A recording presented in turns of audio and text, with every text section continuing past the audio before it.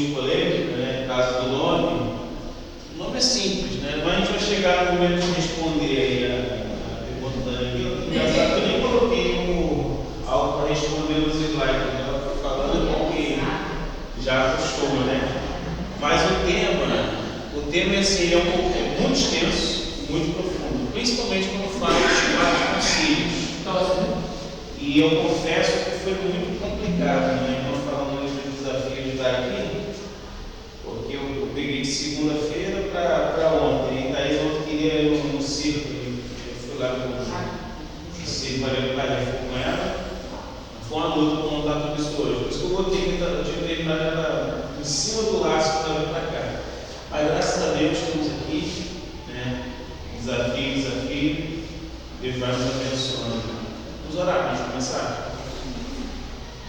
Senhor Deus e Pai, agradecemos a Ti pelas Tuas misericórdias, Pai, que se renovam a cada manhã, Pai, sobre nossas vidas. Obrigado pelo Teu cuidado e para a gente completar esse ciclo de uma semana e retornar, Pai, aqui à Tua casa para estudar, para aprendermos, Pai, mais, para sairmos daqui ainda mais fortalecidos e compreendendo mais ainda a nossa fé. Nos ajude, Pai, no entendimento, me ajude também na transmissão do conteúdo, e que a gente possa desfrutar bem desse momento, Senhor. Abençoe cada família aqui representada, os seus desafios, os seus problemas, fortaleça os irmãos, nos fortaleça para que a gente continue sempre confiando e não desanimando na caminhada. E também pedimos ao Pai para aqueles que estão vindo, que o Senhor também possa alcançá-los e os que não virão por algum motivo, também que tua mão possa estar sobre eles e protegê-los, Senhor. Agradecemos em nome do Filho Jesus. Amém. Quando a gente vai falar dos concílios ecumênicos, é importante nós voltarmos bem antes da história. Por quê? Quando nós estudamos a fé cristã, o desenvolvimento dela nos primeiros séculos, nós vimos aqui uma fé muito humilde, de que estamos lutando contra um império dominante, o Império Romano, como nós já vimos na primeira aula. E essa fé ela move os irmãos de todo aquele ambiente conhecido do mundo, né? Do Oriente até uma parte da Europa, né? Aliás, até a parte que o cristianismo já tinha chegado. Então aqueles irmãos eles estavam adaptados a uma forma de fé, de viver a fé. Só que no decorrer da história, as perseguições, esses irmãos que antes levavam a sua fé ao apogeu, ao martírio, agora eles vão passar por uma nova, na verdade é um desafio para não se acomodar, porque a fé, antes desse personagem aqui, o ponto máximo era o martírio, era ir para a arena e enfrentar a fé, ou se entregar à fé, os leões, ou morrer de alguma outra forma. Mas a partir do ano 312, tudo vai mudar. Todas as coisas vão mudar. Por quê? Porque Constantino ele vai entrar em cena. Constantino ele é um personagem muito controverso da história. Ele era filho de Constâncio Cloro. São esses nomes mesmo, né? Constâncio Cloro, Constantino, o filho dele era Crispo, tinha outro que era Constâncio, então era nesse nível aí. Filho de Constâncio Cloro. Porque o Império Romano ele se expande tanto e não consegue se organizar. E aí um imperador chamado Diocleciano ele vai promover por volta do ano 290 uma tetrarquia. E quem vai ficar como tetrarca é o pai de Constantino, Constâncio Cloro. Mas aí pegando esse contexto, né, tem essa mudança de chave, porque os cristãos eles estão crescendo dentro do Império Romano. E interessante, uma fé como a cristã, no meio pagão, ele vai alcançar pessoas da classe alta. Tem casos até de esposas de imperadores se convertendo ao cristianismo. Isso era fundamental e era também até mesmo algo que poderia até colocar em xeque aquela fé de alguma forma, a fé pagã. Porque foram, eles estão se convertendo ao cristianismo, mas que Deus é esse que estão se convertendo? Né? Então, essa ameaça do cristianismo dentro do Império Romano também começa a despertar ainda mais a tomadas de perseguição. Então, nesse contexto histórico, é esse crescimento do Império Romano, mas esse Império Romano muito desorganizado. Ele cresce tanto, se desorganiza. E aí o Diocleciano ele vai dividir o Império Romano em 4 partes, para que 4 imperadores ou governadores tomem conta e ele sendo o principal. Como esse modelo de governo, que é chamado de tetrarquia, ele acaba de alguma forma tendo um controle maior, né? Pode avançar um pouquinho, pode ir. É assim que ficou dividido o Império Romano, tá? O Império Romano, todas essas partes coloridas, tá? Todas essas partes coloridas, aqui a parte da Espanha, né? Espanha, Itália, essa parte aqui do norte da África, Cartago, Marrocos, hoje Argélia também, Egito, tá? Então o Império Romano ele chegou até aqui perto dessa parte da Ásia. Aqui é a Turquia, a atual Turquia, a região da Armênia, então Antioquia, Jerusalém, tudo nessa região. Então o Império Romano ele se expandiu muito, um dos maiores impérios da antiguidade. E aí como que um imperador iria tomar conta de tudo isso? Então o Diocleciano ele divide. Diocleciano ele vai ficar com essa região aqui da Itália, o Maximiliano vai ficar com essa região da Espanha, o pai do Constantino, Constâncio, vai ficar com essa região da Gália. Então esse Império Romano se dividiu nessa tetrarquia. Pode voltar para o primeiro, por favor. Então o Constantino ele ainda não assumiu. Ele vai assumir após a morte do pai dele em 306. O pai dele morre e Constantino ele vai assumir uma parte do Império Romano, que ainda terão mais 4 imperadores, mais 3 imperadores com ele. Então é interessante, porque o Constantino está crescendo como um personagem, ele era uma pessoa admirável, era um guerreiro admirável, era inteligente em relações ao militarismo, ele era de fato poderoso. E o que vai acontecer é que, mediante um momento da história de Constantino, ele vai se converter. Ele se converte. Benefícios aos cristãos, e aí influência dentro do próprio cristianismo, e tudo vai mudar. Eu falei aqui no início de uma fé de pessoas que se reuniam em casas, de pessoas que tinham uma simplicidade de vivência, e tudo muda. Por quê? Agora uma religião que antes era de pessoas simples, agora pessoas pomposas vão se aproveitar dessa mudança. Muitas pessoas que até mesmo escondiam que eram cristãs, mas tinham medo ali da morte e de ir para o martírio, agora não, tudo certo, agora nós podemos de fato viver essa fé cristã de maneira plena. Então, é nesse cenário que tudo vai mudar para a fé cristã. Todas essas circunstâncias ela vai mudar, e aí sim, a igreja simples vai desaparecer e agora vai chegar uma igreja imperial, com influência a partir de Constantino. E depois nós vamos ver alguns imperadores e até imperatrizes. Uma imperatriz, a Pulquéria, vai tomar frente também de alguns assuntos. Por isso que eu resolvi, antes de falar dos concílios, falar dele primeiro, para chegar até de fato os concílios, para nós entendermos tudo o que está acontecendo nessa Roma, tá? Então é exatamente nesse tempo. Diocleciano ele divide o Império Romano em 4, forma uma tetrarquia, um governo de 4, né? E nesse momento o cristianismo está crescendo. As pessoas ricas, abastadas, elas estão aderindo à fé cristã. Isso era importante, isso era de fato elogiável pela forma como os cristãos eram tratados naquele período. só lembrar que antes mesmo do século III, os cristãos eles eram considerados pessoas alienadas, eram consideradas pessoas burras, eram consideradas pessoas ignorantes, sem conhecimento.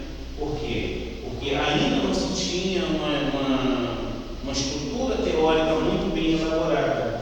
Isso nós vamos ver mais à frente. E isso prejudicou muito, de alguma forma, a teoria cristã e a filosofia cristã no decorrer do tempo. Mas isso vai mudar depois. Então, tem esse detalhe dessa tetrarquia, e aí como ficou dividido. E isso é importante para a gente entender por quê. Com essa divisão, após a morte de Diocleciano, após a morte do Constâncio, o Constantino ele vai assumir o controle dessa região do pai, a Gália. A Gália, França, a região da França, Espanha, Portugal, Britânia é a região da Inglaterra hoje, da Grã-Bretanha. Então o Constantino ele assume essa região, mas aí é aquela situação. Tem jogo de interesse, tem disputa, ele vai querer ter um querendo eliminar o outro. E uns que vão surgir, que vão querer tomar o controle da região, é um homem chamado Machencio, que ele vai substituir o Maximiniano, aqui na região da Itália. Então, o Constantino ele vai ter um confronto com Machencio por volta do ano de 312. E aí que as coisas vão começar a ganhar um favorecimento maior do cristianismo.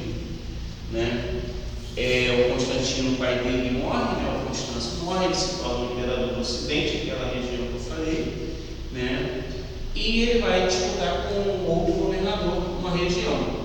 E aí os rumos da história vão mudar. Aí vem algo importante, que é a Batalha da Ponte Milvia. Essa Batalha da Ponte Milvia, ela vai ser fundamental exatamente para que as coisas mudem, porque o Constantino, pelos registros, ele tinha até um exército menor que o seu opositor, e seu opositor poderia de alguma forma derrotar Constantino. Mas Constantino, um guerreiro habilidoso, ele vai enfrentar de alguma forma esse opositor sem medo. Só que tem um detalhe que vai mudar. Um dia antes da Batalha da Ponte Milvia, o Constantino ele tem uma visão. Ele está dormindo e ele tem uma visão. E aí ele vê nessa visão, nesse sonho, essas palavras aqui. Está vendo como só ecumênico não é o mais difícil? Com esse sinal vencerás. É a tradução aqui desse latim. Com esse sinal vencerás. O que significa isso aqui para vocês?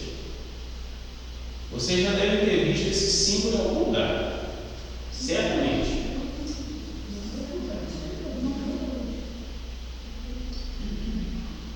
Essas são as iniciais da palavra de Cristo em as duas primeiras letras de Cristo. É o Kyrios, Cristo. São as duas primeiras letras em grego da palavra Cristo. Então, esse sinal, Constantino ele percebe, eu vou fazer alguma coisa para que com esse sinal eu vence. Ele vai pintar os escudos dos soldados. Ele pinta os escudos dos soldados e vence a batalha. Então, assim, ele estava num contexto muito adverso para ele, tem esse sonho e, de alguma forma, pinta lá nos escudos e vence com esse símbolo. Aí fica chamado também por Lábaro de Constantino. Essas palavras geralmente estão na história dos padres. Geralmente os padres usam nas escolas, dependendo do tempo que a igreja está seguindo, geralmente a igreja católica usa, tem esse símbolo. Eu já devo ter visto, não, porque eu dizer assim, parece como se dá um escudo. Um escudo. Isso aqui foi o símbolo que eu coloquei, pegar o plano de na Wikipédia, você vai ver certinho, né, sem essa moldura, você vai perceber melhor. Né? Mas geralmente a Igreja Católica ainda usa, algumas igrejas protestantes luteranas também. Então é um símbolo assim, que fica conhecido como o lado de Constantino. Então Constantino ele vai e derrota o inimigo dele, o Machense. E aí depois ele vai de alguma forma dominar todo o Império Romano e vai controlar toda a região mesmo, tanto ocidental quanto oriental. Constantino ele vai ser um imperador poderoso, ele vai criar uma cidade chamada Constantinopla, que era Bizâncio, que aí já tinha um domínio grego, depois passa para Constantinopla e passa a ser a nova capital do Império Romano. Então ele de fato assim, foi um personagem muito visionário. Tá? Então tem esse detalhe, com esse sinal você vencerá. Pode ir, Jorginho, por favor. Tá? Aí, o que eu acabei de falar para vocês, né? Ele vence a batalha e aí tudo vai mudar. Pode ir. Aí vem uma coisa que vai ir de encontro a gente, a fé cristã. A partir de 313, o que vai acontecer em 313? Constantino, junto com Licínio, que era ainda outro governador, que ele ainda não tinha derrotado, e depois ele derrota o Licínio, eles vão elaborar o Edito de Milão, o Edito de Milão, que é uma forma de garantir a liberdade religiosa dos cristãos dentro do Império Romano. Ele faz isso de alguma maneira para poder evitar mais perseguições, evitar mais as mortes dos cristãos de maneira geral. E agora aquela fé que antes era perseguida vai ser uma fé agora tolerada.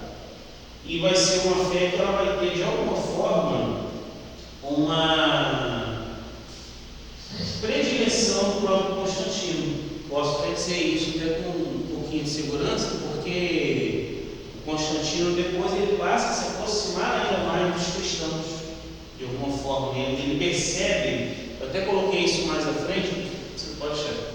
Ele quer usar a fé cristã como cimento do Império Romano.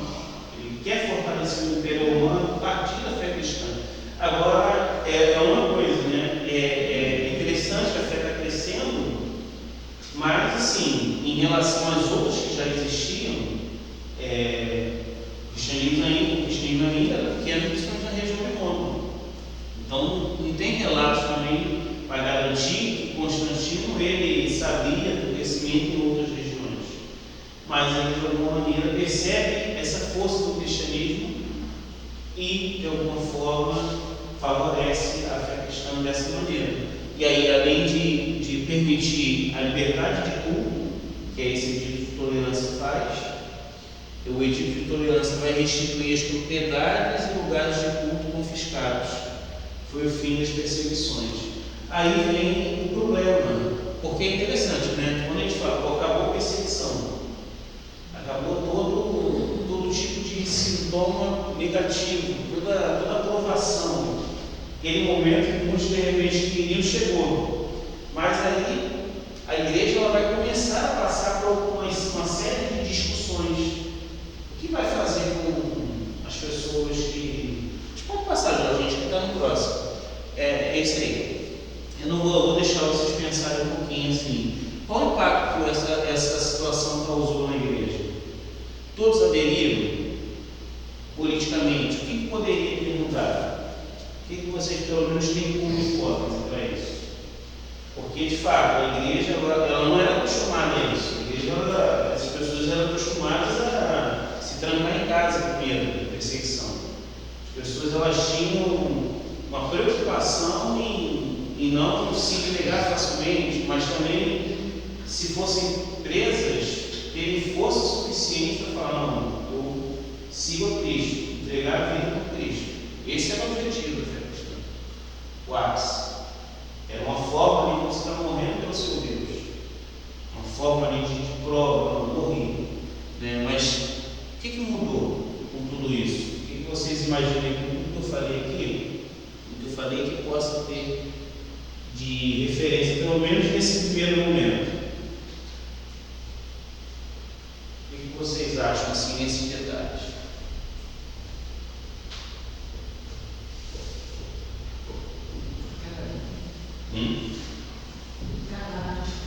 Tem uma coisa, muitos falaram o seguinte, pensaram assim, tá, eu não vou negar o que aconteceu, eu vou participar desse momento, porque Deus ele permitiu que isso acontecesse.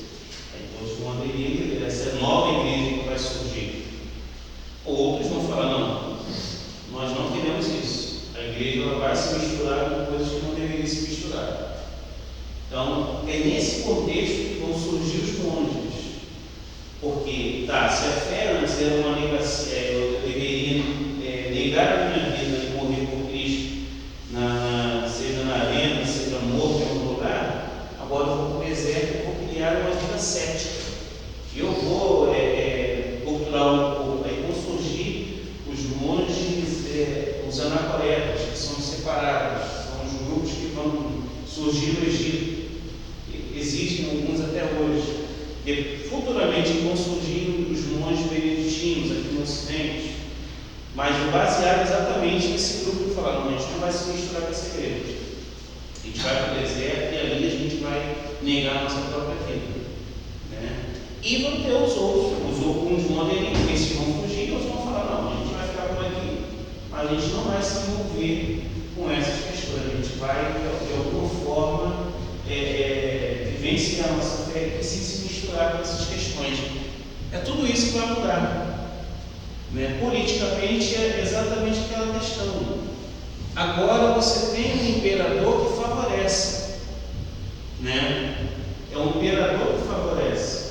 É um imperador que vai querer se misturar nos assuntos da igreja, porque ele quer usar a fé cristã como cimento do Império Romano. Então Constantino ele traz essa mudança. Uma igreja que antes debatia teologia para ir em confronto aos pagãos, para fortalecer a fé, para exatamente não estar em heresia, agora tem um imperador que vai comandar tudo. Ele vai falar, olha, vocês precisam ajeitar isso aí. E é interessante que nos concílios mesmo, o Constantino ele não está interessado no debate teológico, ele não está interessado na ortodoxia.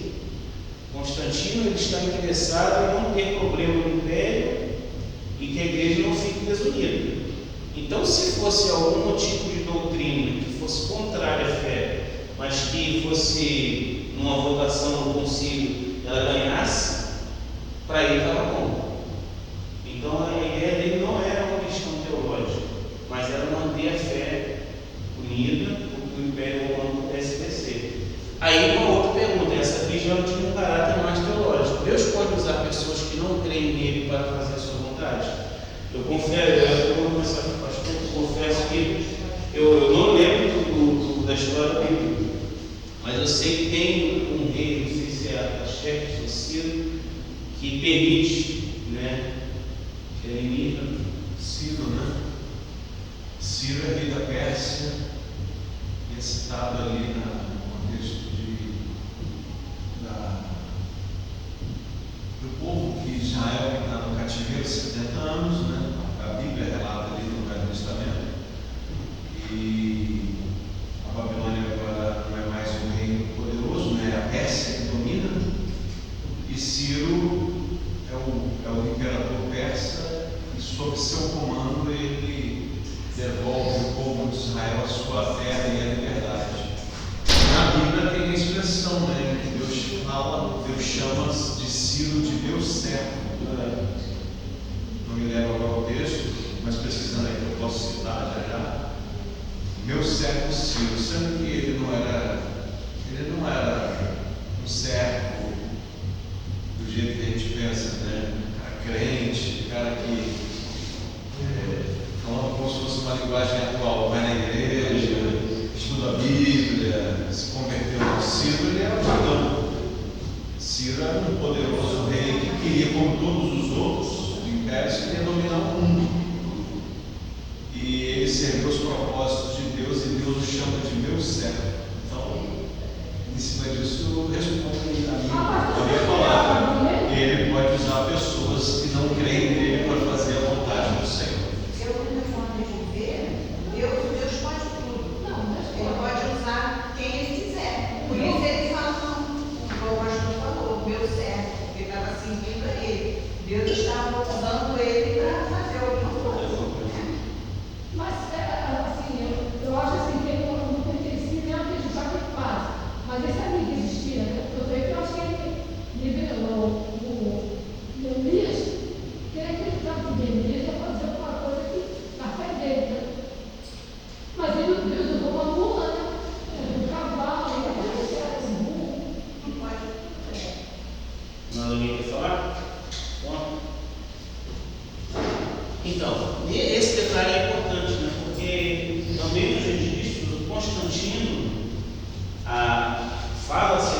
conversão, eu acho que lá no slide eu botei entre aspas, porque não há também relatos que Constantino ele serviu a igreja assim, plenamente.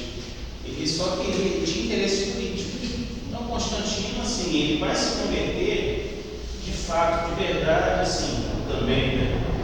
Estou bem longe dele assim, em relação à cronologia, mas quando ele vai estar no leito de morte, é que ele se converte. Ele vai se converter já no leito de morte. Por quê? Porque na antiguidade, né, os cristãos primitivos acreditavam que a pessoa que se convertesse ela não poderia cometer os pecados. Então Constantino, ele só no leito de morte mesmo que o relato diz, mas aí a gente vai ver também quem vai estar no leito de morte dele, que é de um dos grupos problemáticos aqui, que são os arianos. É esse bispo que vai estar com Constantino no leito de morte. E aí é ali que diz que Constantino se converteu. Tá? Aí sim, o impacto. Aí tem coisas que são notórias para hoje, principalmente para a fé católica. E aí tem o culto cristão passa a ter um protocolo imperial. A igreja, antes reunida nas casas, com toda a simplicidade, agora não, agora ela passa a ter um protocolo imperial. O império vai começar, de alguma forma, ordenar certas coisas dentro do culto. As procissões, se a gente for olhar alguma missa católica, tem um padre, ele entra, um grupo atrás dele, vai até a parte do altar. Essas são as procissões que ocorrem. Então, já é de fato, assim, uma ordenança dentro do império para que a igreja pudesse mudar um pouco o jeito dela. Os cultos passam a ser mais luxuosos, ou seja, o luxo começa a tomar conta. Se antes talvez era um copo de cerâmica para dividir na hora da ceia, agora são elementos mais luxuosos, de ouro, de prata. Então, também esse cenário, essas coisas estão mudando. A igreja está ficando mais pomposa. Pessoas ricas também já estão ficando mais à vontade na igreja. Né? As igrejas maiores também começam a surgir.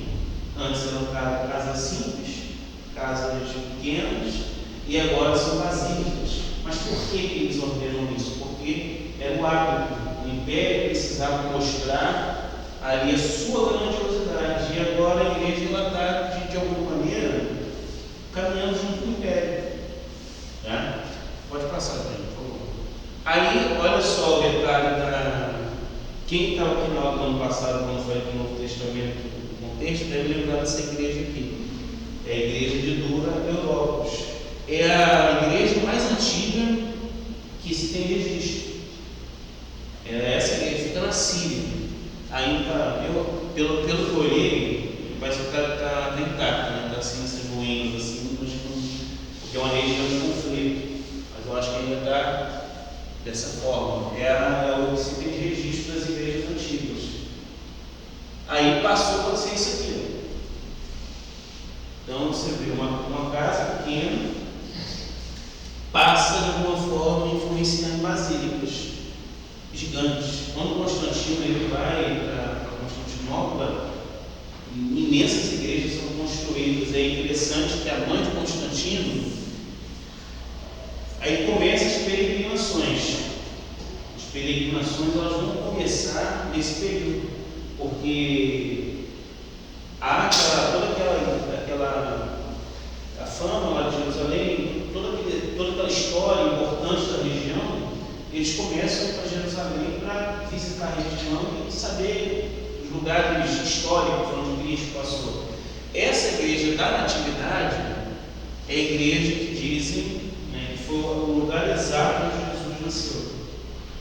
Eu não peguei a imagem anterior, mas depois, se vocês tiverem curiosidade, procurem pelo Google mesmo mostra. Igreja da Natividade, aí tem um lugar que é exatamente simples. Né, pela tradição, né, eles colocam como seu lugar onde Cristo nasceu.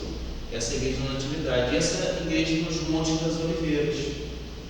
É nesse período também que eles começam a ver os mártires, as pessoas que tinham morrido pela fé. Essas pessoas elas passam também a ser veneradas, né? Os restos mortais eles passam a colocar nas igrejas, tudo que a gente ainda percebe hoje. Só que olha só, um templo lá de 313, 315, até hoje tem esse impacto. Então assim, tudo começa com essa mudança. A mãe de Constantino, a Helena, quando ela vai para a região de Jerusalém, ela fala que encontrou a cruz que Jesus foi crucificado. Aí começa também essa questão do culto às relíquias, que aí depois vai ser um dos problemas maiores que os reformadores vão ter que enfrentar, que é o excessivo culto às relíquias. Então, tem toda essa mudança que está acontecendo dentro da igreja. Aí, uma coisa importante para a gente também, que do impacto de Constantino. Qual a diferença que vocês percebem nessas imagens aqui, olhando para elas? Aqui é uma imagem bem antiga que foi encontrada em uma caverna, uma representação de Jesus como bom pastor. Aqui é o Cristo Pantocrator, mais difícil que ecumênico. Pantocrator, né? Mais difícil que ecumênico. Então, o que significa isso? Aqui, bom pastor, o Pantocrator significa rei do universo, soberano. Poder, né? Poder. O que é mais poderoso não é mais simples. Mais simples. A igreja passou a gostar do poder. Isso é isso aí. Olha só, você está falando de cristianismo, mas eles serviam a Deus mesmo ou a eles mesmos? Porque ele viu que eu vejo assim antigo, tinha o gostado do Papa, era poderoso. Mas eles faziam o que eles achavam melhor, não o que era o cristianismo. Aí é aquela situação, né, irmã? Na tradição, Pedro ele não é papa. O que dizem, o que consta é que Pedro ele vai assumir a igreja de Jerusalém também, vai ser um dos líderes e tudo, mas não há relatos que afirmem que Pedro ele foi o papa, o primeiro papa. Se eu não me engano, acho que é a partir do terceiro, diz ele também que é o substituto dele, acho que é o Clemente, né? Então, esse jogo de poder, ele de fato começa na igreja com essa mudança que a igreja vai ter, como o pastor falou. Essa igreja ela vai começar a ter artimanhas políticas internas para o status. Quando a gente chegar na parte dos concílios, nós vamos entender melhor. Para ter status e para ter influência. Então, de fato, assim, tem grupos que são grupos poderosos. Tem os patriarcas. Né? Nas regiões da igreja antiga tinham 5 patriarcados. Roma, né? Que aí é a tradição de falar Pedro e Paulo morreram aqui, então precisa ser o lugar de primazia. Vai dar problema mais à frente. Jerusalém, Antioquia, a região ali poderosa ali que os cristãos receberam o nome. Alexandria, uma região do Egito intelectualizada, importante também para a história, e depois Constantinopla. Então, assim, esses patriarcados, eles queriam muita influência. Era de fato questão de influência e de poder. Aí é aquela situação, né? São os grupos que são colocados acima das outras pessoas. O próprio primeiro concílio ele vai definir isso, como vai ser, como serão ordenados os bispos e os presbíteros. Mas aí é aquela ideia, né? A igreja ela tem aquele rebanho que não aparece tanto. Tem um grupão que é influência e que é poder, mas tem as outras pessoas também que fazem a igreja também e que em muitos momentos vão questionar algumas tomadas de posição que esses líderes de cima estão querendo tomar para seguir a igreja. Entendeu? Aí é isso que o pastor falou. É esse texto poderoso. Tá? O que a gente vai perceber no estudo histórico como esse, e olhando hoje para nossas realidades atuais, que o assunto ainda é atual, né? Ainda atual. Eu ia falar isso. Porque aquela igreja inicial, onde a mensagem de poder é do Espírito Santo para a pregação do Evangelho, né? Atos 2 é magnífico nisso, né? Pregação do Evangelho, a vida em Cristo, as pessoas em Cristo. Ela foi trocada com o tempo para um poder de domínio, né? E o que a gente tem visto, por exemplo, no nosso contexto de Brasil hoje, mas não é só aqui não, mundo afora também, em outros lugares, uma igreja, claro, não falo uma igreja, não estou falando dessa igreja ou aquela igreja local, estou falando em alguns que têm influência forte de liderança geral, né? E se aliando com ideias políticas e com aquela coisa do poder novamente, né? E aí vem um discurso do tipo, precisamos de alguém evangélico no poder.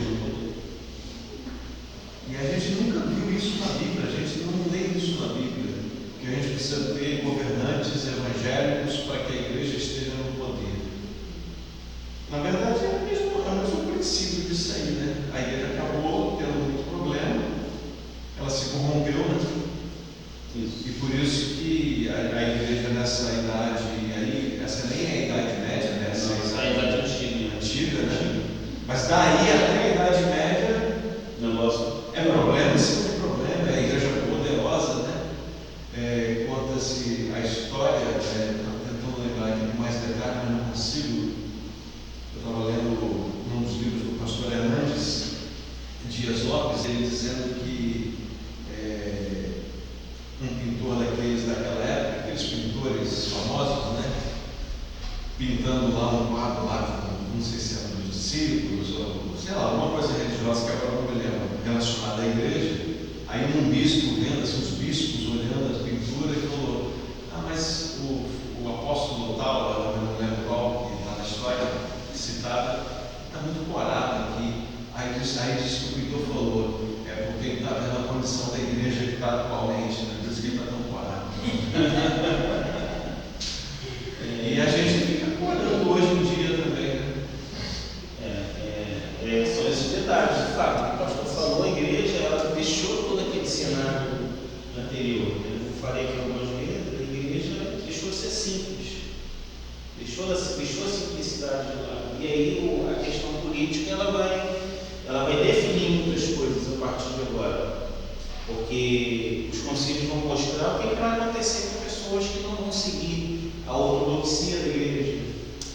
Tudo bem, que aí a gente pode falar da questão própria da heresia, que era um perigo mesmo, né?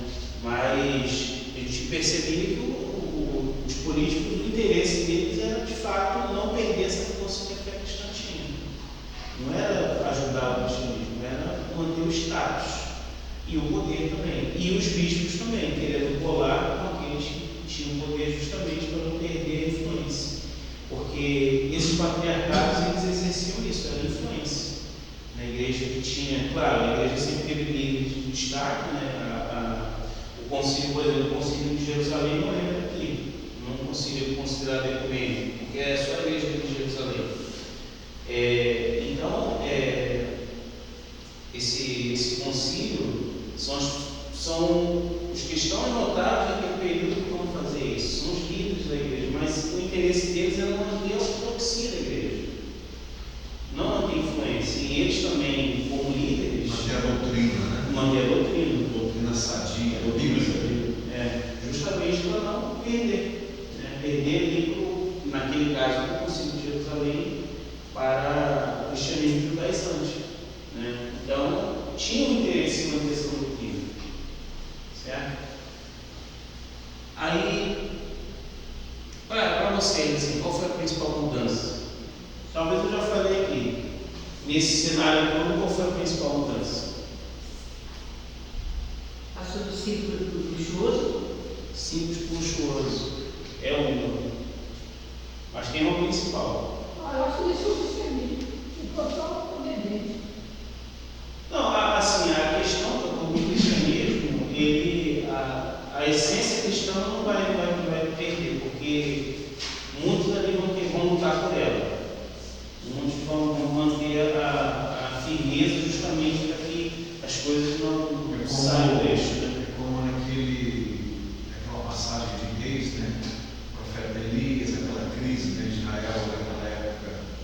rei Acabe, né? O povo de Israel está bem desviado de Deus. O rei Acabe e Jezabel são ímpios, deveriam ser líderes que serviam a Deus, mas se tornaram ímpios. O Elias profetiza com firmeza, mas a maioria está longe, aquela coisa toda. E aquele momento de crise do Elias, profeta, ele fala, só eu. Aí Deus fala, ainda há 7.000 que não dobraram o joelho a Baal, né? Não beijaram a Baal. É isso que está falando para esse tempo, como hoje também, em todos os tempos. Sempre, apesar das crises que as pessoas criam e promovem, mas sempre Deus permanece com alguns que são verdadeiramente fiéis a Jesus e querem viver uma igreja conforme Jesus ensinou.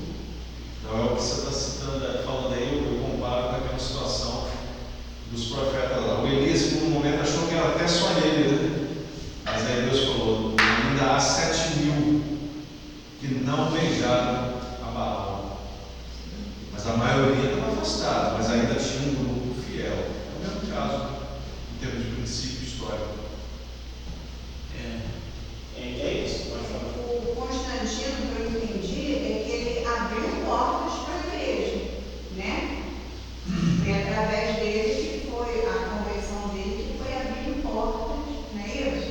Sim, de fato sim, isso não está errado, porque de alguma forma a igreja ela ganha esse momento de paz, que é importante. A influência toda é como essa igreja ela vai passar a lidar agora com esse momento pacífico, né? Pacífico assim, não precisar morrer, porque ao longo da história, como o pastor falou, muitas coisas ruins vão acontecer dentro do seio da igreja.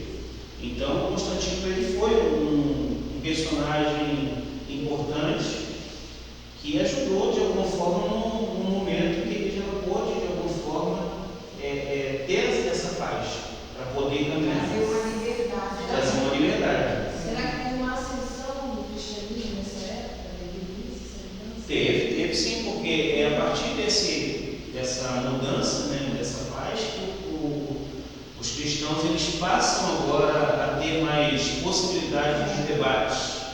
E aí agora a luta é mais questão intelectual, né? Tudo bem, tinha um intelectualismo ali para manter a correta doutrina, né, a ortodoxia antes, mas agora não precisa-se mais morrer pela fé para garantir. Agora não tem mais isso. Aí uns problemas que vão acontecer era exatamente a pessoa se converter ao cristianismo para não morrer.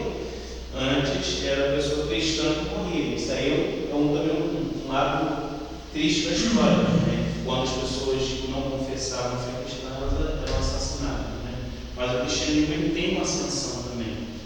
Era liberdade mesmo, para falar. Verdade. Só que a igreja passa a ser a religião do império. Isso é o problema. Agora é a igreja integral.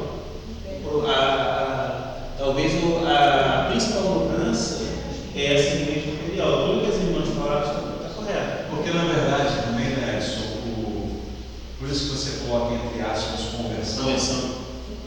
Porque ninguém sabe se ele se converteu mesmo. Na verdade, os mais críticos teólogos vão achar que não se converteu coisa nenhuma, né? Ele teve, na verdade, aproveitou uma oportunidade mística, vamos assim dizer, para dar ascensão ao império dele, né? Mas ele disse que se converteu, acabou com perseguição, construiu templos, né? Inclusive essa é uma informação interessante para a gente, né? Que também nos conecta muito, né? Até o ano 300, quer dizer, 3 séculos, a igreja não tinha um prédio, né? Qual era o prédio que a igreja tinha? Eram casas. As igrejas eram nas casas. As igrejas eram nas casas. O povo se reunia nas casas e eram crentes. Aí a gente vai lá em Petrópolis, só para citar aqui pertinho de nós, né? Aí a gente vai com aquela catedral católica, São Pedro de Alcântara, né?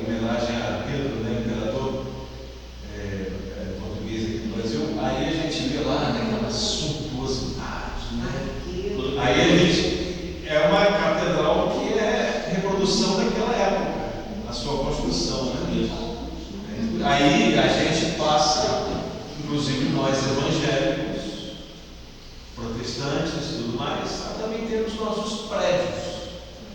Que em si mesmo não é um pecado. Não é um pecado. Então nós estamos fora da vontade de Deus por ter um prédio. Não. Só que a gente acaba também tendo alguns outros problemas, porque a gente vai percebendo que tem gente que acaba sacralizando o prédio. Né? Eu me lembro quando a gente fez aqui o primeiro café, esse que a gente fez agora recente, comunhão, café e comunhão, que muita gente quer, é nova aqui, não pegou essa minha época inicial aqui. O primeiro café e comunhão que nós fizemos foi aqui no pátio, mas aí teve um que deu chuva, fizemos lá em cima. Pô, minha cabeça quase foi uma bandeja. No dia do meu casamento. Por quê? Porque algumas pessoas levantaram. Isso aqui é a casa de Deus, isso aqui não dá para fazer café, não. Falei, aí o meu argumento foi: e na casa de vocês? É casa de Deus ou não é? Onde vocês tomam café? Aí ficou assim, mas eu quase que minha cabeça foi uma bandeja. Eu lembro do meu casamento feio, tudo assim. Sim, aí o Edson, aí o casamento dele, você está citando o casamento do Edson. O que mesmo? Sim, o avô da Thaisa morreu. O avô da Thaisa morreu naquele sábado de casamento seu e da Thaisa. E aí toda a festa lá no salão vocês cancelaram. E aí agora faz o quê? Me perguntaram, faz aqui. É porque aqui não tinha que ainda quadro. Aqui acho que estava meio chuvoso, estava chuvoso. E foi tudo de última hora. Serve aqui dentro, vai servir aqui dentro. Cheio de salgadinho, não vou comer. E de novo, minha cabeça quase que foi agora para guilhotina, entendeu? Mas o que acontece? Hoje em dia, a gente já não tem tanto problema com isso. Por quê? Porque a gente amadureceu na mentalidade que o prédio, ele não é santo. Santo é você, que é habitado pelo Espírito Santo de Deus. Claro, isso significa que a gente vai bagunçar o negócio, vai fazer aqui tudo bagunçado. Não, assim como você também não faz tudo bagunçado na sua casa. A ideia é que a gente utilize as coisas para a glória de Deus e não faça das coisas ídolos no lugar de Deus. Quando eu era novinho lá em São Vicente, fizemos uma peça e com muito custo nos permitiram fazer a peça em cima do pequeno púlpito da igreja, o tablado, né, a parte não é o púlpito, né, o palco. E aí nós removemos a mesa em memória de mim, né? A mesa da ceia. O diácono Vicentinho, ainda mais naquela época, década de 90, início da década de 90. Aí o diácono Vicentinho, eu falo assim com carinho, eu conheci bem ele levou para a sessão da igreja: não pode mais mexer na mesa da ceia, o púlpito da igreja é sagrado, não pode fazer peça lá, Joana. Percebe então como é que essas coisas nos afetam hoje? Agora, o que a gente vai fazer? Não, a igreja certa é das casas. Gente, vamos vender a propriedade. Não, vamos usar o prédio. Ele é útil. A gente se reúne, a gente tem tanta coisa boa aqui, mas não vamos sacralizar o que não é para sacralizar. Mas isso tudo é influência dessas histórias, né? Dessa historicidade toda. Né?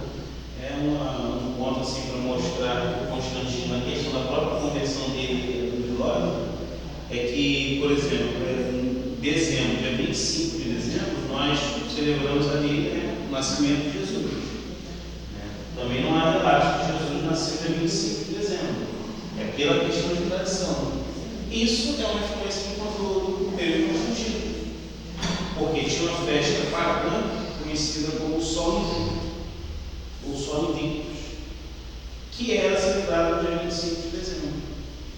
Então, aí, para agradar aos cristãos também, para dar uma data específica do nascimento de Jesus, coloca-se 25 de dezembro e, de alguma forma, que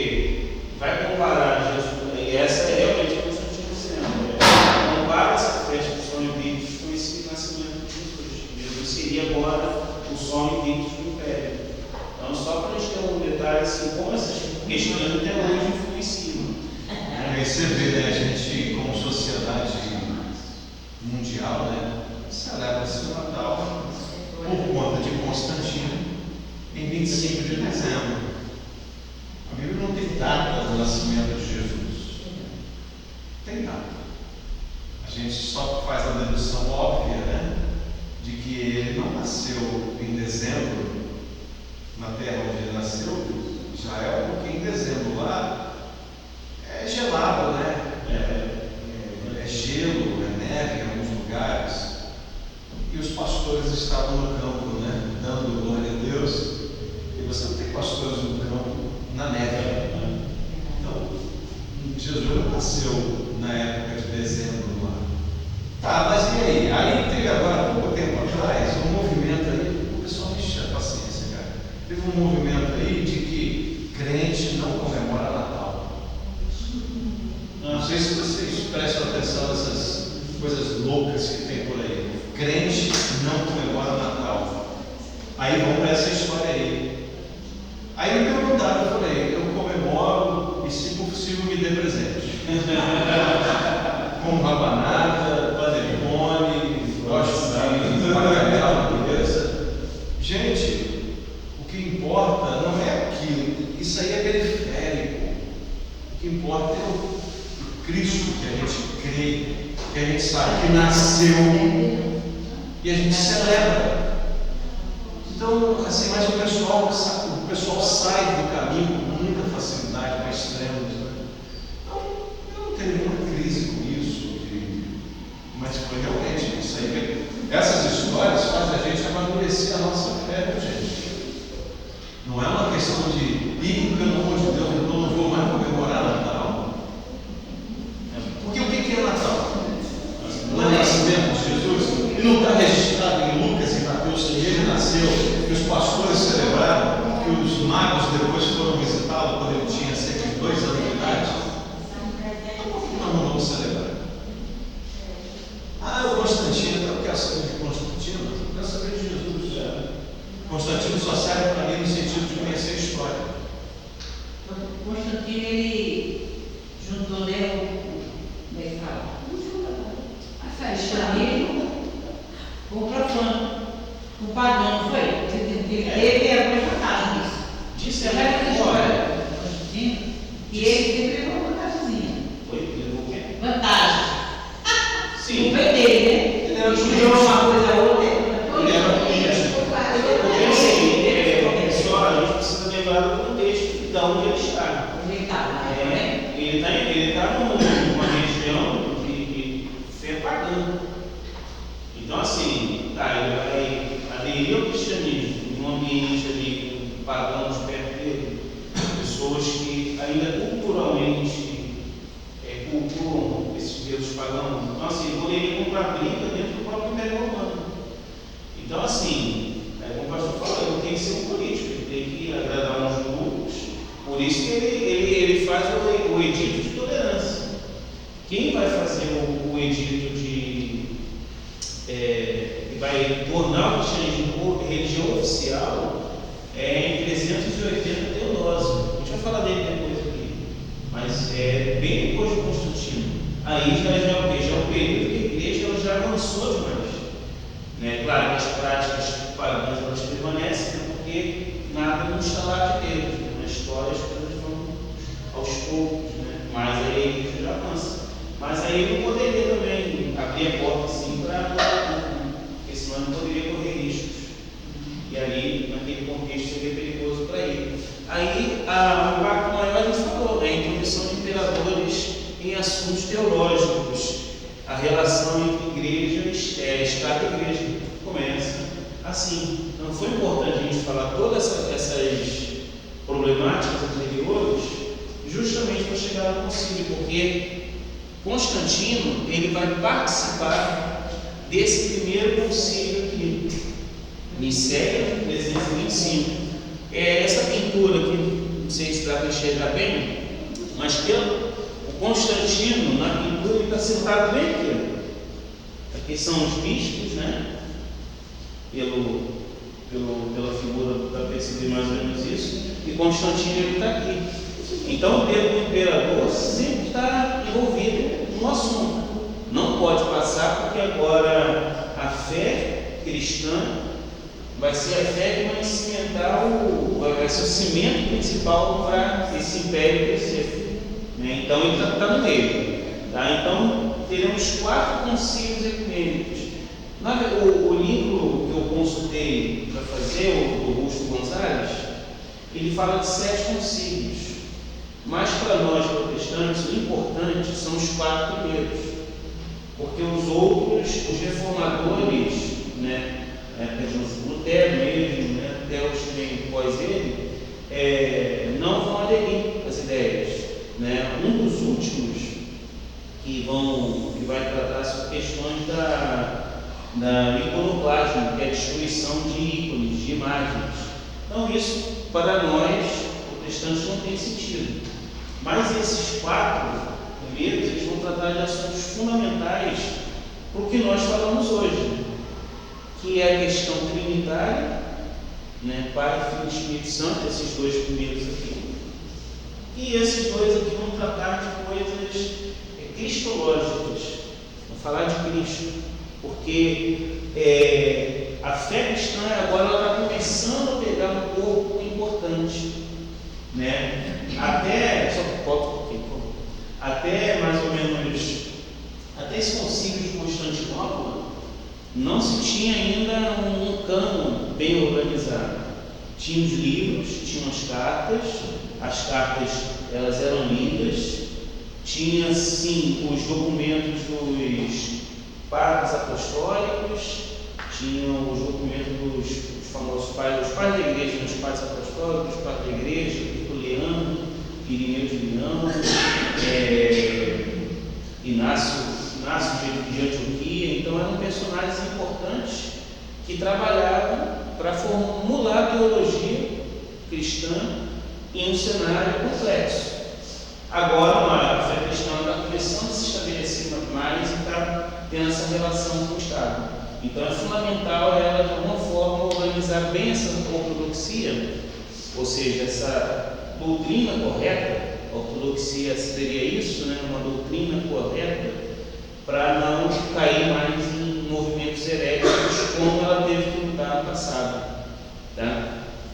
Dá para. Dá um intervalo agora. Pode ser. Pelo menos foi o que eu também imaginei. Começar a falar de coisas. 8h05, 15 minutos, tá bom? Tem gozema lá? Aí, Deus. Aí, Deus. Já deixou bem.